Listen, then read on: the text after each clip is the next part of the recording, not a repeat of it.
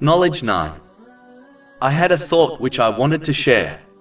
Muslims often complain about feeling disconnected from Allah, the Exalted, even though they attend religious gatherings and listen to religious lectures. One of the main reasons this occurs is because they have adopted the incorrect attitude, which contradicts the attitude of the righteous predecessors. They take part in these activities looking for lawful entertainment. They do not intend to seek and act upon beneficial knowledge in order to increase their obedience to Allah, the Exalted, by fulfilling His commands, refraining from His prohibitions, and by facing destiny with patience, which leads to the closeness of Allah, the Exalted. This was the attitude of the righteous predecessors, who only intended the closeness of Allah, the Exalted, in all their activities. A good way to determine whether one is acting with the right attitude is by assessing themselves after taking part in the activity.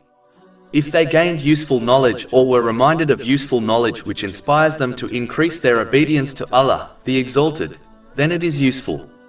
If this does not occur, then either the religious gathering or lecture has a fault in it, or the listener has a fault in their intention. Either way, they have not fulfilled the main purpose of religious gatherings or lectures. A Muslim should avoid gatherings and lectures which concentrate more on entertainment, such as telling stories which may fascinate the crowd, but have no beneficial lessons in them. Only through attending the correct gatherings with the correct intention will a Muslim achieve the closeness of Allah, the Exalted.